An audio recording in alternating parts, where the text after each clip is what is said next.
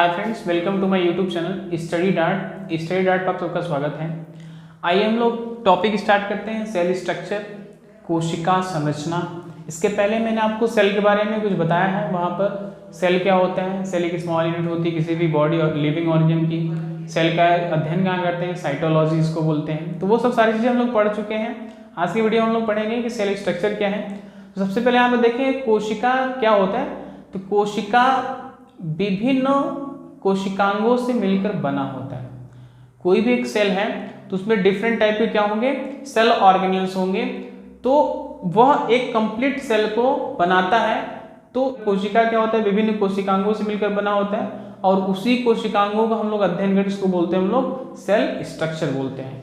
तो एक्चुअली में cell structure क्या है, तो सीधे से समझेंगे हम लोग किसी भी कोशिका में जो विभिन्न टाइप के कोशिकांग हैं उसी से मिलकर बने हो तो उसी को हम लोग सेल स्ट्रक्चर बोलते हैं। ठीक है। अब यहाँ पर देखें कि ये जो कोशिकांग के बाद की जो सेल स्ट्रक्चर, सेल को कितने पार्ट में डिवाइड किया गया है। तो मुख्यतः जो सेल होता है उसको 3 पार्ट में डिवाइड किया गया है। किसी भी सेल मतलब यहाँ पर सेल को 3 पार्ट में मेनली डिवाइड किया गया है। ठीक है। तो वो कौन कौन से पार्ट है यहाँ पर देखें। बात में कोशिका विभिन्न कोशिकांगों से मिलकर बना होता है और यह मुख्यतः 3 पार्ट हो गए इसको। तो 3 पार्ट कौन कौन है, सबसे पहले यहाँ पर देखें। पहला आपका क्या होता है, सेल मेम्ब्रेन, जिसको हिंदी में बोलते हैं हम लोग कोशा झिल्ली या कोशिका झिल्ली। क्या बोलेंगे इसको, कोशिका झिल्ली। दूसरा क्या होता है, साइटोप्लाज्म, जिसको हिंदी में बोलते हैं हम लोग कोशा द्रव्य। क्या बोलेंगे, कोशा द्रव्य। तीसरा क्या होता है आपका, न्यूक्लियस। को हिंदी में क्या बोलते हैं हम लोग, केंद्रक। क्या बोलते हैं, केंद्रक। अब ये किसी भी सेल स्ट्रक्चर के 3 पार्ट हैं, सेल मेम्ब्रेन, साइटोप्लाज्म, न्यूक्लियस। अब यहाँ पर हम एक चीज और यहाँ पर समझें कि साइटोप्लाज्म और न्यूक्लियस के कॉम्बिनेशन को प्रोटोप्लाज्म कहते हैं। क्या कहते हैं, प्रोटोप्लाज्म कहते हैं। हिंदी बोलते हैं जीव द्रव्य। क्या बोलते हैं, जीव द्रव्य। यहाँ पर मैं फिगर बनाया हूँ एक सेल का, प्लांट सेल का। तो यहाँ पर देखें ये वाला आपका क्या है, न्यूक्लियस वाला पार्ट है। न्यूक्लियस इसको केंद्रक बोल रहे हैं। आपको क्या है, न्यूक्लियस केंद्रक। इसके बीच में एक पार्ट इसको बोलते हैं न्यूक्लियोलस, हिंदी में बोलते हैं केंद्रिका। इस वाले पार्ट को बोलते हैं न्यूक्लियस, उसके बीच में एक पार्ट इसको बोलते हैं हम लोग केंद्रिका, न्यूक्लियोलस। और ये जो डॉटेड से दिखा रहे हैं यहाँ पर ब्लू टाइप से, इसको बोलते हैं हम लोग साइटोप्लाज्म। क्या बोले इसको, साइटोप्लाज्म। और इस साइटोप्लाज्म और न्यूक्लियस के कॉम्बिनेशन को क्या बोल सकते हैं हम लोग, प्रोटोप्लाज्म। क्या बोलते हैं यहाँ पर, प्रोटोप्लाज्म। अब यहाँ पर बात करते हैं कि जो सेल मेम्ब्रेन होता है जिसको हिंदी में बोलते हैं हम लोग कोशा झिल्ली जो होती है वो ट्रिपल लेयर्ड की बनी होती है। कितने लेयर की, ट्रिपल लेयर्ड की बनी होती है। और इस ट्रिपल लेयर्ड में क्या होगा कि एक आउटर मेम्ब्रेन, एक इनर मेम्ब्रेन। जो आउटर मेम्ब्रेन होती है वो प्रोटीन की बनी होती है। किसकी, प्रोटीन की बनी होती है। और इनर मेम्ब्रेन, ये आउटर मेम्ब्रेन है बाहर की, और ये इनर मेम्ब्रेन है और ये भी प्रोटीन की बनी होती है। किसकी बनी होती है, प्रोटीन की। और एक बीच में भी मेम्ब्रेन होती है, सेल वॉल, और इसको बोलते हैं हम लोग, ये लिपिड की बनी होती है। किसकी बनी होती है, लिपिड की। ठीक है। तो इस टाइप से ये ट्रिपल लेयर्ड है, किस सेल मेम्ब्रेन ट्रिपल लेयर्ड। बाहर आउटर मेम्ब्रेन किसकी होती है, प्रोटीन की, और इनर भी किसकी होती है, प्रोटीन की। और ये जो बीच वाली होती है किसकी बनी होती है, लिपिड की बनी होती है। ठीक है। तो यहाँ पर हम लोग कह सकते हैं कि जो सेल मेम्ब्रेन है वो किसी भी कोशिका की निश्चित आकार बनाती है। इंपॉर्टेंट लाइन होगा कि जो ये सेल मेम्ब्रेन है, ये सेल मेम्ब्रेन है किसी भी कोशिका की निश्चित आकार बनाने में मदद करती है। अगर ये सेल मेम्ब्रेन नहीं होते तो सभी सेल एक दूसरे क्या हो जाते, मिले होते, और सभी सेल एक दूसरे से मिल जाते हैं। मतलब एक सेल दूसरे सेल से डिफरेंट नहीं हो पाता, यहाँ पर ये खत्म हो जाता। तो यहाँ पर सभी सेल एक दूसरे से मिल जाते। तो और इस कंडीशन को बोलते हैं हम लोग सिनोसिटिक कंडीशन।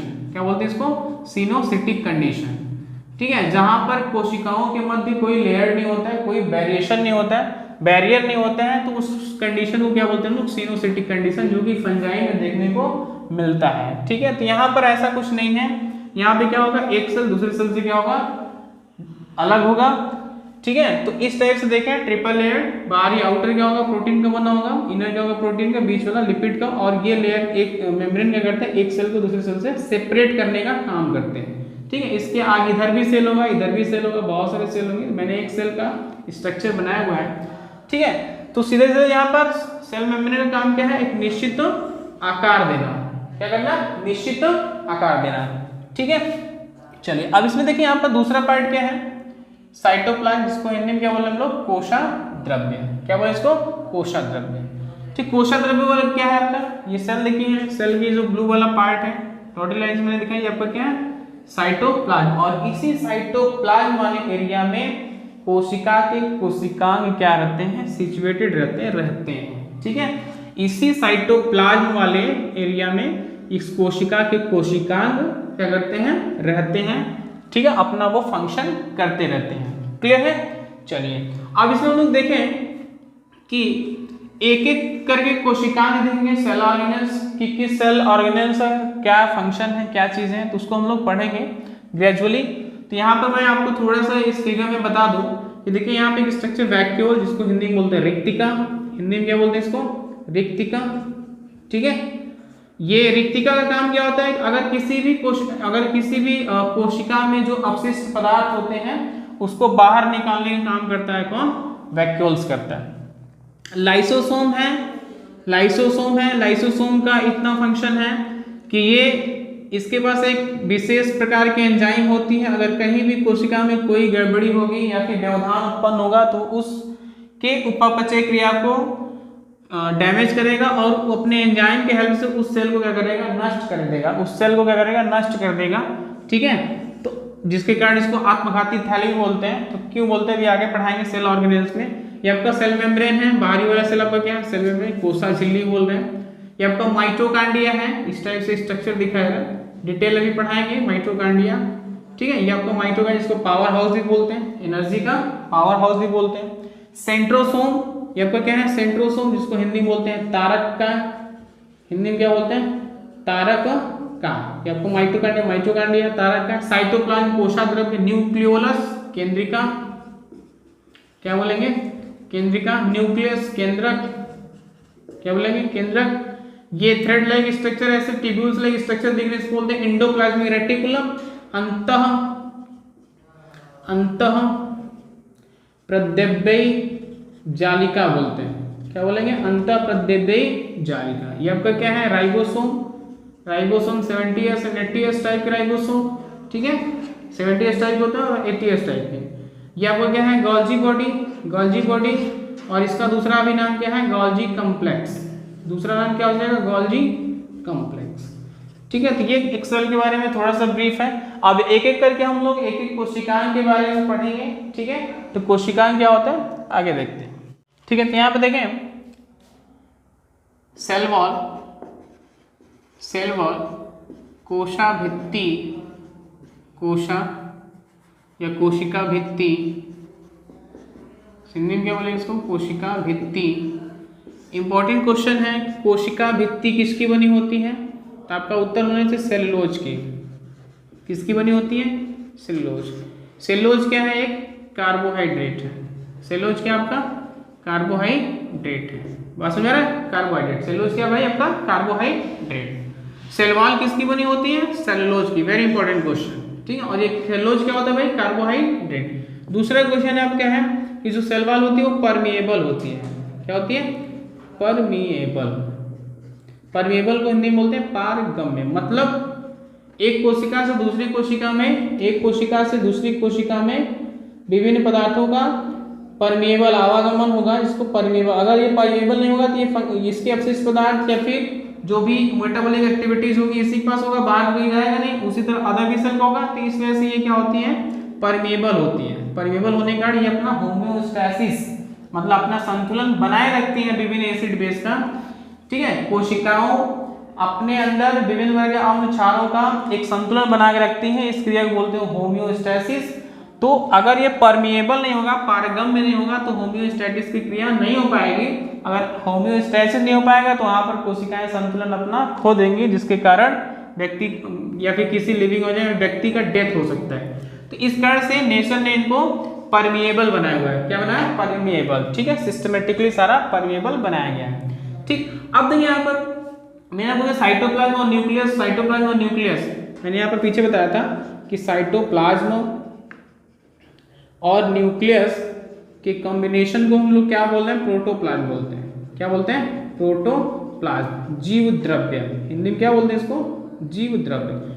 ठीक है, तो जीव द्रव्य में कौन कौन से सबस्टेंस होते हैं, कंपोनेंट होते हैं? सबस्टेंस, तो यहाँ पे देखें तो सबस्टेंस में क्या होते हैं? दो प्रकार के सबस्टेंस हैं, इनऑर्गेनिक जिसको हिंदी में बोलते हैं अकार्बनिक। तो अकार्बनिक में से कौन कौन से जीव द्रव्य में से कौन कौन से अकार्बनिक होते हैं? तो सबसे पहले यहाँ पे क्या जाएगा? H2 water molecule and salt. ठीक है, जल एवं लवण। इनऑर्गेनिक में कौन कौन से पदार्थ होते हैं जो प्रोटोप्लाज्म में पाए जाते हैं? तो आपको कौन सा जाएगा? Water and salt. जबकि ऑर्गेनिक ऐसे सबस्टेंस कौन से जो कि प्रोटोप्लाज्म मिलते हैं? ऑर्गेनिक कार्बनिक, जिसको हिंदी बोलते हैं क्या बोलेंगे? कार्बनिक। तो कार्बनिक में क्या मिल जाएगा आपको? प्रोटीन। क्या हो जाएगा? Protein, carbohydrate and fat. ठीक है, तो ये सब ऑर्गेनिक कंपाउंड है, इसको हम लोग आगे पढ़ेंगे। प्रोटीन, अमीनो एसिड इसकी फॉर्म होती है, कार्बोहाइड्रेट एंड फैट। ठीक है, तो ये उसके क्या हो गया? ऑर्गेनिक सबस्टेंस जो कि प्रोटोप्लाज्म में मिलते हैं। अब इसके बाद हम लोग क्या करेंगे? एक एक करके सेल ऑर्गेनेल्स पढ़ेंगे। सेल ऑर्गेनेल्स, जिसको हिंदी में क्या बोलते हैं हम लोग? कोशिकांग। क्या बोलते हैं इसको? कोशिकांग।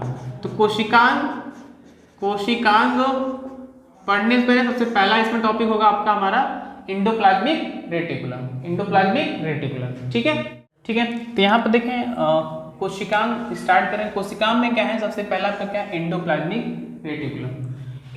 रेटिकुलम, सो शॉर्ट में ER बोलते हैं। क्या बोलते हैं शॉर्ट में? ER, अंतःप्रदिव्य जालिका बोलते हैं हिंदी में। क्या बोलते हैं इसको? अंतःप्रदिव्य जालिका। तो अंतःप्रदिव्य जालिका क्या होती है भाई? यहाँ पर न्यूक्लियस के ठीक बगल में क्या होता है आपका? साइड में कि शाखित ब्रांच्ड होता है, शाखित नलिका, ट्यूब्यूल टाइप का होगा, नलिका युक्त होगा। अनियमित, इरेगुलरनेस, कोई फिक्स पोजीशन नहीं होगा। अनियमित भाग होता है। ठीक है, जिसको एंडोप्लाज्मिक रेटिकुलम कहते हैं। दूसरी चीज की यहाँ पे क्या है कि जो एंडोप्लाज्मिक रेटिकुलम होती है ये लाइपोप्रोटीन की बनी होती है। किसकी बनी होती है? लाइपोप्रोटीन। ये आपका इंपॉर्टेंट है, जो आपके एग्जाम के पॉइंट ऑफ व्यू से इंपॉर्टेंट है। ठीक है, तो एंडोप्लाज्मिक रेटिकुलम किसकी बनी होती है? तो लाइपोप्रोटीन की बनी होती है। ठीक है, दूसरी चीज की यहाँ पे क्या है? लाइपोप्रोटीन, याद कीजिएगा, लाइपोप्रोटीन की बनी होती है। दूसरी चीज की यहाँ पर जो एंडोप्लाज्मिक रेटिकुलम है वो दो टाइप की होती है। देयर आर टू टाइप की होती हैं। कौन कौन? पहला आपका क्या होता है? स्मूथ एंडोप्लाज्मिक रेटिकुलम, या फिर शॉर्ट में बोलेंगे SER। शॉर्ट में क्या बोलेंगे इसको? SER, smooth endoplasmic reticulum. Smooth क्यों बोल रहे हैं? क्योंकि स्मूथ एंडोप्लाज्मिक रेटिकुलम में राइबोसोम अपसेंट या फिर नहीं पाया जाता, अपसेंट होता है। मतलब एंडोप्लाज्मिक रेटिकुलम के ऊपर राइबोसोम नहीं होता है, तब क्या बोलेंगे इसको? Smooth endoplasmic reticulum. Endoplasmic reticulum ER के ऊपर अगर राइबोसोम नहीं है तो बोलेंगे स्मूथ एंडोप्लाज्मिक रेटिकुलम अपसेंट होगा। और ये जो स्मूथ एंडोप्लाज्मिक रेटिकुलम होगा यह रिस्पॉन्सिबल होता है, इसका काम देखो क्या होता है? इट इज रिस्पॉन्सिबल होता है लिपिड के सिक्रीशन के लिए। ठीक है, वसा के स्रावण के लिए, लिपिड के स्रावण के लिए जिम्मेदार होता है। लिपिड का स्रावण करता है कौन? Smooth endoplasmic reticulum. ठीक है, और इसके ऊपर राइबोसोम अपसेंट होता नहीं होता है, इस कारण ये स्मूथ है। ठीक है, और ये रिस्पॉन्सिबल होता है किसके सिक्रीशन के लिए? लिपिड के सिक्रीशन के लिए। ये इंपॉर्टेंट सवाल होगा, आपको अभी आगे बढ़ाएंगे इसमें, देखो कैसे क्वेश्चन को। दूसरा क्या हो जाएगा? दो टाइप बताए हैं, तो यहाँ पे क्या हो जाएगा? दूसरा rough endoplasmic reticulum. Rough endoplasmic reticulum, short में बोलेंगे RER। क्या बोलेंगे इसको? RER, rough endoplasmic reticulum. मतलब कि जो नलिका होती है उस इंडोप्लाज्मिक रेटिकुलम, जो नलिका यहाँ पर मैंने टिब्यूल शाखित ब्रांच अनियमित नलिका होती है, नलिका के ऊपर छोटे छोटे क्या होते हैं? पार्टिकल होते हैं। किसके? राइबोसोम के। किसके? राइबोसोम के। मतलब यहाँ पर राइबोसोम, रफ इंडोप्लाज्मिक रेटिकुलम के ऊपर राइबोसोम प्रेजेंट होता है, इस कारण बोलते हैं वो रफ, मतलब वहां पे खुरदुरा टाइप हो जाता है। किसके कारण? राइबोसोम कारण। राइबोसोम नहीं है तो स्मूथ है, और राइबोसोम है तो रफ है। यहाँ पर यही सब रफ इंडोप्लाज्मिक रेटिकुलम में राइबोसोम होता है, पाया जाता है, जबकि स्मूथ में राइबोसोम नहीं होता है। और स्मूथ इंडोप्लाज्मिक रेटिकुलम किसके लिए रिस्पॉन्सिबल है? लिपिड सिक्रीशन के लिए। जबकि रफ इंडोप्लाज्मिक रेटिकुलम क्या होता है? यहाँ पर ये प्रोटीन सिंथेसिस के लिए, प्रोटीन सिंथेसिस के लिए रिस्पॉन्सिबल है।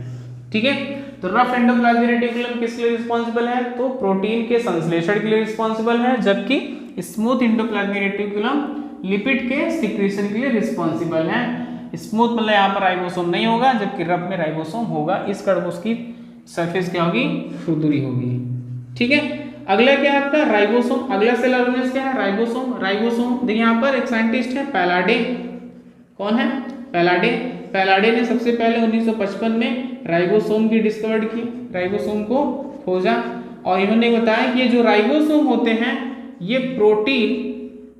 प्रोटीन सिंथेसिस करते हैं। क्या करते हैं? प्रोटीन सिंथेसिस करते हैं, प्रोटीन का संश्लेषण करते हैं। कौन? राइबोसोम। किसने बताया? पैलाडे ने। ठीक है, तो इस टाइप से यहाँ पर राइबोसोम, और राइबोसोम क्या है आपका? दो टाइप के होते हैं, 70S एंड 80S। ठीक है, प्रोकैरियोटिक सेल में 70S और यूकैरियोटिक सेल में 80S। यस फॉर क्या होता है? सेगमेंट। यस फॉर क्या होता है? सेगमेंट। ठीक है, 40S का देखिए कॉम्बिनेशन, दो कंपोनेंट होते हैं। कौन कौन? 50S प्लस 30S, ये दो कंपोनेंट से मिलकर बना होता है। 10 हमेशा ज्यादा होगा, 10 हमेशा ज्यादा होगा।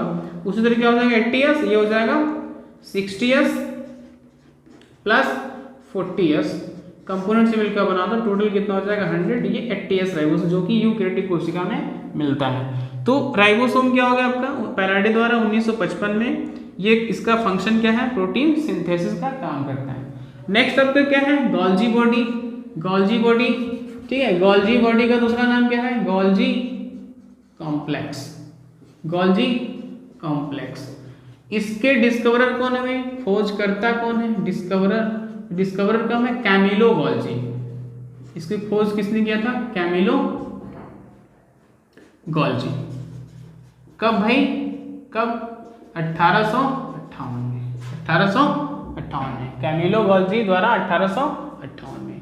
ठीक है, अब ये देखिए क्या है कि गोल्जी बॉडी क्या होती है? गोल्जी बॉडी एक मुड़ी हुई छड़ के समान समानांतर, मुड़ी हुई छड़ के समान समानांतर नलिकाएं होती है। इस टाइप से हम इसको इस टाइप से दिखाएं, छड़ के समान मुड़ी हुई समानांतर, समानांतर मतलब एक दूसरे के समानांतर मुड़ी हुई छड़ जैसी नलिकाएं होती हैं, जिसको हम लोग क्या बोलते हैं? गोल्जी बॉडी बोलते हैं। क्या बोलते हैं? गोल्जी बॉडी बोलते हैं।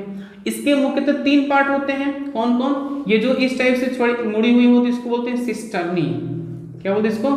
सिस्टर्नी। ठीक है, इसको बोलते हैं सिस्टर्नी। और इसके जो ऊपर वाला पोर्शन है, इस वाले पोर्शन को, इसको बोलते हैं हम लोग वी साइकिल। क्या बोलते हैं इसको? V cycle. ठीक है, वी साइकिल। और जबकि इसके निचले वाले हिस्से को बोलते हैं, जहां पर ये राइबोसोम होते हैं, ठीक है, इस वाले पोर्शन को बोलते हैं हम लोग वैक्यूल। क्या बोलते हैं यहाँ पर? वैक्यूल। तो आपको इतना ज्यादा डिटेल नहीं पढ़ना है, सीधे समझना। आपको एग्जाम में जो क्वेश्चन आता है, गोल्जी बॉडी के डिस्कवरर कौन है? गोल्जी बॉडी के डिस्कवरर कौन है?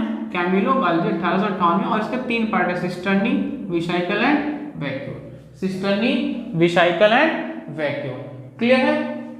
ठीक।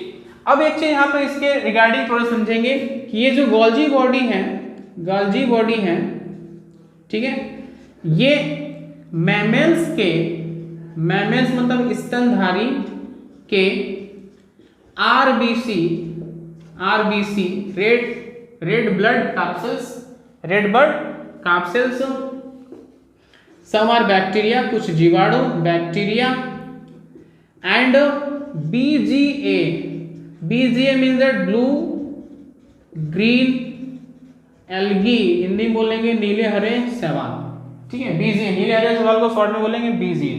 ये जो गोल्जी बॉडी है ये स्तनधारी के RBC में, कुछ बैक्टीरिया में और ब्लू ग्रीन एल्गी में अब्सेंट होते हैं। क्या होते हैं? अब्सेंट। ये क्वेश्चन यहाँ से बनता है कि गोल्जी बॉडी कहाँ कहाँ अब्सेंट होता है? स्तनधारियों के RBC में, बैक्टीरिया में, कुछ बैक्टीरिया में और आपके ब्लू ग्रीन एल्गी में ये क्या होते हैं? गोल्जी बॉडी अब्सेंट होता है। क्लियर है? अगला आपका सेल ऑर्गेनेल्स क्या है? लाइसोसोम्स। अगला सेल ऑर्गेनेल्स क्या है? लाइसोसोम्स। तो सबसे पहले यहाँ पे देखें 1958 में लाइसोसोम्स की खोज किसने किया था? तो लाइसोसोम की खोज डी डुवे ने किया था। किसने किया था? डी डुवे ने। अब एक चीज यहाँ पे, लाइसोसोम एक ऐसा सेल ऑर्गेनेल्स है जिसके पास एक एंजाइम होती है, विशेष प्रकार की क्या होती है? एंजाइम होती है। और ये बॉडी में जब कोई कोशिका क्षतिग्रस्त हो जाती है तो उसको नष्ट करने की क्षमता रखता है, नष्ट करने की क्षमता रखता है, ठीक है, नष्ट करने की क्षमता रखता है। इस वजह से उस पूरी कोशिका को क्या करता है? नष्ट करने की क्षमता रखता है। इस वजह से इसको सुसाइडल बैग भी बोलते हैं। क्या बोलते हैं? सुसाइडल बैग, मतलब इसको हिंदी में बोलते हैं आत्मघाती थैली। क्या बोलते हैं? आत्मघाती थैली। ये इंपॉर्टेंट होगा कि सुसाइडल बैग किसको बोलते हैं, तो आपका आंसर क्या होगा? लाइसोसोम को सुसाइडल बैग भी बोलते हैं। और एक चीज और इंपॉर्टेंट इसके संबंध में कि लाइसोसोम्स का एक दूसरा भी नाम है जिसको बोलते हैं हम लोग डिक्टियोसोम। ये वेरी इंपॉर्टेंट सवाल है। डिक्टियोसोम किसका नाम है? तो डिक्टियोसोम किसका नाम है? लाइसोसोम्स का नाम है। और इसके डिस्कवर कौन है? डी डुवे। 1958 में लाइसोसोम को आत्मघाती थैली बोलते हैं और इसका दूसरा क्या नाम है? डिक्टियोसोम। ठीक है, ठीक है। तो नेक्स्ट सेल ऑर्गेनेल्स क्या है? माइटोकॉन्ड्रिया। क्या है? माइटोकॉन्ड्रिया। एक चीज यहाँ पे इंपॉर्टेंट होगा कि माइटोकॉन्ड्रिया की खोज किसने किया था? तो आपका आंसर होगा अल्टमान ने। किसने? अल्टमान ने। कब? 1890 में। ठीक है, माइटोकॉन्ड्रिया का डिस्कवरर कौन है? अल्टमान, 1890। ठीक है। और माइटोकॉन्ड्रिया वर्ड, देखिए खोज तो अल्टमान ने किया 1890 में, लेकिन माइटोकॉन्ड्रिया वर्ड किसने दिया? तो आपका आंसर होगा बेंडा। किसने दिया? बेंडा। ये थोड़ा सा डिफरेंट होगा कि माइटोकॉन्ड्रिया के डिस्कवरर कौन है? अल्टमान, जबकि वर्ड शब्द माइटोकॉन्ड्रिया शब्द किसने दिया? तो आपका आंसर होगा बेंडा। और दूसरा क्या हो जाएगा कि माइटोकॉन्ड्रिया का दूसरा भी नाम है जिसको हम लोग बोलते हैं बायोप्लास्ट। माइटोकॉन्ड्रिया का दूसरा नाम क्या हो जाएगा? बायोप्लास्ट। ये आपके एग्जाम में पूछा जाता है कि माइटोकॉन्ड्रिया का दूसरा नाम, माइटोकॉन्ड्रिया को और किस नाम से जानते हैं? तो आपका आंसर क्या हो जाएगा? बायोप्लास्ट। और डिस्कवर कौन है? अल्टमान, 1890। और माइटोकॉन्ड्रिया वर्ड किसने दिया? तो बेंडा ने। क्लियर है? मैं क्या छोटा सा माइटोकॉन्ड्रिया बनाऊं, स्ट्रक्चर बहुत ज़्यादा बड़ा नहीं, इस टाइप से। तो मैं यहाँ पे देखें इस टाइप से बनाएंगे। फिंगर लाइक प्रोजेक्शन होगा इसके इंटरनल पार्ट में, जिससे उंगली के जैसे समान स्ट्रक्चर होंगी इस टाइप से। ठीक है, इसके बीच में इस टाइप से मटेरियल होगा जिसको हम लोग बोलेंगे मैट्रिक्स। क्या बोलेंगे इसको? मैट्रिक्स बोलते हैं। क्या बोलते हैं? मैट्रिक्स। क्लियर? ये जो projection like finger like projection है, उंगली की जैसी संरचनाएं हैं, इसको बोलते हैं हम लोग क्रिस्टी। क्या बोलते हैं इसको? क्रिस्टी। और इस पे छोटे छोटे क्या होते हैं? पार्टिकल। ऐसे छोटे छोटे पार्टिकल होते हैं, छोटे छोटे पार्टिकल होते हैं। और इन जो छोटे छोटे पार्टिकल होते हैं क्रिस्टी में बने होते हैं, इसको बोलते हैं हम लोग F1 पार्टिकल। क्या बोलते हैं इसको?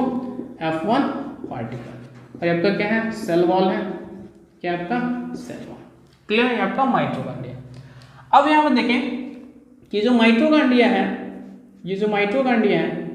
ये एनर्जी प्रोड्यूस करता है। क्या प्रोड्यूस करता है? एनर्जी, ऊर्जा बनाता है, ऊर्जा प्रोड्यूस करता है, जिसके कारण इसको कोशिका का वेरी इंपॉर्टेंट क्वेश्चन, कोशिका का ऊर्जा घर कहते हैं। कोशिका का ऊर्जा घर कहते हैं। ठीक है, कोशिका का ऊर्जा घर कहते हैं। पावर हाउस, वेरी इंपॉर्टेंट सवाल, power house of cell power house of cell. Cell कोशिका का ऊर्जा घर किसे कहते हैं? माइटोकॉन्ड्रिया, क्योंकि यहाँ पर ये एनर्जी प्रोड्यूस करता है। ठीक है, तो यहाँ पर समझें कि ग्लूकोज C6H12O6 ग्लूकोज का फॉर्मूला। ग्लूकोज के 1 मॉलिक्यूल के डिसोसिएशन से लगभग 36 ATP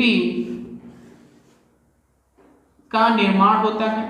वेरी इंपॉर्टेंट, ग्लूकोज के 1 मॉलिक्यूल से कितने एटीपी ऊर्जा बनती है? तो आपका आंसर क्या होगा?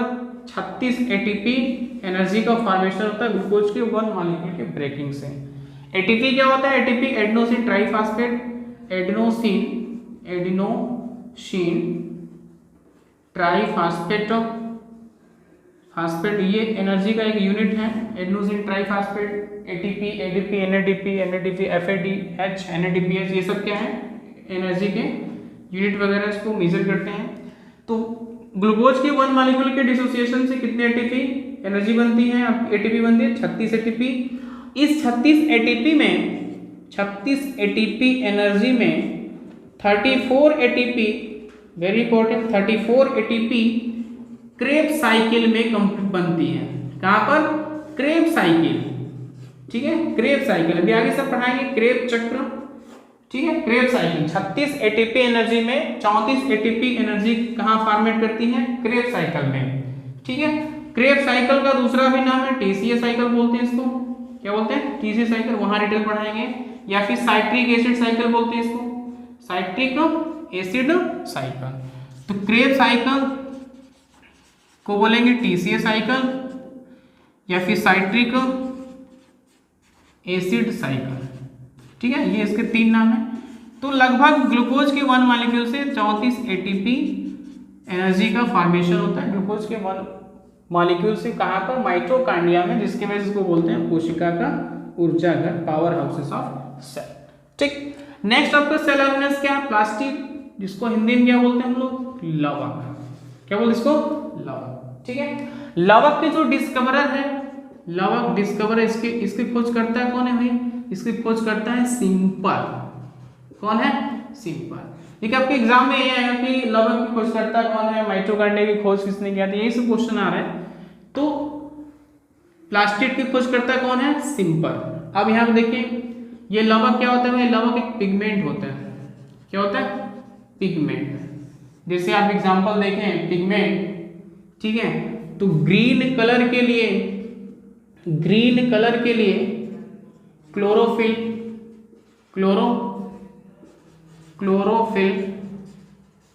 पिगमेंट होता है। ग्रीन कलर के लिए कौन सा पिगमेंट होता है? क्लोरोफिल।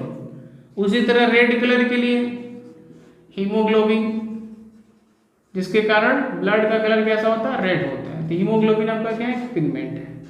ठीक है, जैंथोफिल, ये सब क्या है? पिगमेंट है। तो प्लास्टिड भी एक तरह से क्या है? पिगमेंट है। ठीक है, तो ये कलर प्रोवाइडेशन की बात कर रहे हैं यहाँ पर। तो जो प्लास्टिड होते हैं वो 3 प्रकार के होते हैं। कौन कौन? तो पहला होता है आपका क्या हो जाएगा? ल्यूकोप्लास्ट। पहला क्या होता है? ल्यूकोप्लास्ट। इसको हिंदी में बोलते हैं अवर्णीय लवक। क्या बोलेंगे? अवर्णीय लवक। ठीक है, अवर्णीय लवक मतलब ऐसे प्लास्टिड जहां पर सूर्य का ऐसे फल या सब्जी जहां पर सूर्य का प्रकाश न पहुंचता हो, एब्सेंट होता है, उसको बोलते हैं हम लोग ल्यूकोप्लास्ट। क्या बोलते हैं उसको? ल्यूकोप्लास्ट। जैसे एग्जांपल क्या हो जाएगा आपका? रूट। हिंदी में क्या बोलेंगे? जड़। एवं भूमिगत तना। क्या बोलेंगे? भूमिगत तना। आलू, एग्जांपल क्या होता है भूमिगत तना का? आलू, पोटैटो। तो ये सब क्या आपके ल्यूकोप्लास्ट को शो करते हैं। किसको? ल्यूकोप्लास्ट को शो करते हैं। दूसरा आपका क्या है? क्रोमोप्लास्ट। इसको हिंदी में बोलते हैं वर्णी लवक। क्या बोलते हैं इसको? वर्णी लवक। मतलब ये कलर के लिए रिस्पॉन्सिबल होगा। कलर के लिए रिस्पॉन्सिबल होगा। अगर कोई भी फल है वो किसी कलर का है या फिर कोई भी रूट है वो किसी कलर का है तो उसके लिए कौन जिम्मेदार है, कौन सा प्लास्टिक, क्रोमोप्लास्ट वर्डी लवक, इट इज ए कलरफुल। ठीक है, तो किसी भी पौधे का फल रंगीन होना, फूल रंगीन होना, ये सब किसके कारण होता है, तो क्रोमोप्लास्ट के कारण होता है, चाहे वो फ्लावर हो चाहे वो फ्रूट हो। तो ये सब जो कलरफुल होते हैं, कलर खासकर क्या हो जाएंगे, रेड, येलो, नारंगी, ठीक है, तो ये सब क्या हो जाएंगे, क्रोमोप्लास्ट के अंतर्गत आएंगे। इसमें आपका क्या हो जाएगा, कैरोटीन पिगमेंट कौन सा है, कैरोटीन, कैरोटीन के कारण कैसा कलर होगा, रेड हो जाएगा। वेजिटेबल्स वगैरह में जैसे गाजर, गाजर कलर क्या होता है, लाल पीला, इसके उसमें कौन सा पिगमेंट होता है, तो कैरोटीन होता है। कौन सा होता है, कैरोटीन, वो क्रोमोप्लास्ट के अंतर्गत आएगा। ठीक है, येलो, ठीक है, जैंथोफिल, जैंथोफिल ये भी आपका क्या है, पिगमेंट है जो येलोनेस के लिए रिस्पॉन्सिबल है। तो ये सब क्या है, किसके अंतर्गत आएंगे, क्रोमोप्लास्ट के अंतर्गत आएंगे, जो एक कलर प्रोवाइडेशन का काम करते हैं। ठीक है, इसमें तीसरा क्या है, तीसरा मैं ऊपर लिख दे रहा हूं, तीसरा क्या है, क्लोरोप्लास्ट। तीसरा क्या आपका, क्लोरोप्लास्ट, इसको हिंदी बोलते हैं हरित लवक। क्या बोलेंगे, हरित लवक। अब एक चीज है, क्लोरोप्लास्ट किसी भी पौधे का मैक्सिमम पार्ट क्या होता है, क्लोरोप्लास्ट से बना होता है। क्लोरोप्लास्ट वो उसका अधिक से अधिक भाग कैसा होता है, ग्रीन होता है, क्योंकि किसी पौधे का लगभग 80 से 80% क्या होते हैं, लीफ, और 70 से 80% क्या होता है, लीफ होते हैं जो ग्रीन होते हैं। और क्लोरोप्लास्ट के लिए रिस्पॉन्सिबल कौन है, क्लोरोफिल। क्लोरोफिल, क्लोरोफिल का काम क्या है, इसको हिंदी बोलते हैं पर्णहरित, पर्णहरित या पर्णहरित। क्लोरोफिल का काम क्या होता है कि कोई भी पौधा होगा वो प्रकाश के, सूर्य प्रकाश की उपस्थिति में क्या करेगा, फोटोसिंथेसिस करेगा। क्या करेगा, फोटोसिंथेसिस करता है, फोटोसिंथेसिस, जिसको हिंदी बोलते हैं प्रकाश संश्लेषण। फोटोसिंथेसिस क्रिया करेगा जिससे अपना भोजन बनाएगा और प्लांट के विभिन्न पार्ट तक वो उस भोजन को प्रोवाइड कराएगा। तो यहाँ हमारे कहने का मतलब प्रकाश संश्लेषण की जो क्रिया होती है क्लोरोफिल की मौजूदगी में होगी, जिसको हम लोग बोलते हैं क्लोरोप्लास्ट, और ये किसी भी पौधे का मैक्सिमम पार्ट होता है। ठीक है, तो क्लोरोफिल आपका क्या है, ग्रीन पिगमेंट है, मैंने आपको पहले बताया था। ठीक, और दूसरी चीज कि ये जो क्लोरोप्लास्ट में आएगा, क्लोरोफिल क्लोरोप्लास्ट में आएगा। क्लोरोफिल जो कि ग्रीननेस के लिए रिस्पॉन्सिबल है। ठीक है, यहाँ पर मैं आपको एक इंपॉर्टेंट चीज बताऊं कि क्लोरोफिल में मैग्नीशियम धातु प्रेजेंट होता है। ठीक है, मैग्नीशियम धातु प्रेजेंट होता है। क्लोरोफिल में कौन सी धातु प्रेजेंट होती है, तो मैग्नीशियम धातु क्या होती है, प्रेजेंट होती है, जिसके कारण ग्रीननेस होता है। जिसके कारण क्या होता है, ग्रीननेस होता है। कोई भी पौधा ग्रीन इसलिए दिखाई दे रहा है क्योंकि वो क्लोरोफिल के कारण नहीं, क्लोरोफिल के कारण तो है ही, लेकिन क्लोरोफिल में उपस्थित तो मैग्नीशियम धातु के कारण वो ग्रीननेस दिखाई दे रही है। ये उसका आंसर हो जाएगा डीपली। तो कोई भी चीज ग्रीन क्यों होती है, क्योंकि क्लोरोफिल होता है। उसमें भी ज्यादा जाएंगे तो क्लोरोफिल में मैग्नीशियम धातु के कारण क्या होता है, क्लोरोफिल वो आपका पौधा क्या होता है, ग्रीन होता है। यहाँ पे ये आंसर हो जाएगा मैग्नीशियम धातु। क्लोरोफिल में कौन सी धातु होती है, मैग्नीशियम धातु। हीमोग्लोबिन में कौन सी धातु होती है, तो आपका क्या हो जाएगा, आयरन धातु। ठीक है, हीमोग्लोबिन में कौन सी धातु होती है, तो आयरन धातु। जैसे ब्लड का कलर कैसा होता है, रेड होता है। ब्लड पढ़ाएंगे वहां पर आपको पढ़ा देंगे। तो ये हो गया प्लास्टिक। ठीक है, इसके बाद कुछ और ऑर्गेनेल्स हैं जो हम थोड़ा सा पढ़ेंगे उसके बारे में। ठीक है, इसमें आपका क्या है, वैक्यूल्स। क्या आपका वैक्यूल्स, इसको हिंदी में बोलते हैं रिक्तिका। क्या बोलते हैं, रिक्तिका। ठीक है, इसका दूसरा नाम होता है टोनोप्लास्ट। क्या होता है, टोनोप्लास्ट, जिसको हिंदी में बोलते हैं रसधानी। ये किसी भी कोशिका की जो भी अवशिष्ट पदार्थ होंगे उसको बाहर निकालने का काम करते हैं। इसको बोलते हैं हम लोग रिक्तिका, वैक्यूल या टोनोप्लास्ट। ठीक है, फिर इसके बाद क्या है, सेंट्रोसोम है। अगला क्या आपका, मैटवा याद रखिए, सेंट्रोसोम। सेंट्रोसोम, इसको हिंदी में बोलते हैं तारक काय। तारक काय, तारक काय की खोज किसने किया था, टी बावेरी ने। टी बावेरी ने, इतना याद रखिए, तारक काय को किसने किया था, टी बावेरी ने। और ये जो सेंट्रोसोम होता है केवल एनिमल सेल में पाया जाता है। किसमें, एनिमल सेल में प्रेजेंट होता है। केवल जंतु कोशिका में सेंट्रोसोम क्या होता है, प्रेजेंट होता है। तो ये कुछ इंपॉर्टेंट सेल ऑर्गेनेल्स है जिसको हमने अभी पढ़ाया और आप अच्छे से आपको समझ में आ गया होगा। ठीक है, तो आगे मिलेंगे हम लोग इसके आगे जो सेल्स के रिगार्डिंग टॉपिक होगा, सेल डिवीजन, जो काफी इंपॉर्टेंट है, उससे क्वेश्चन आते हैं आपके एग्जाम वगैरह में, तो सेल डिवीजन पढ़ेंगे अगले टॉपिक में। ठीक है, तो आज के इस टॉपिक में इतना ही, बहुत है। ठीक है, इसके लिए आपको बहुत बहुत धन्यवाद।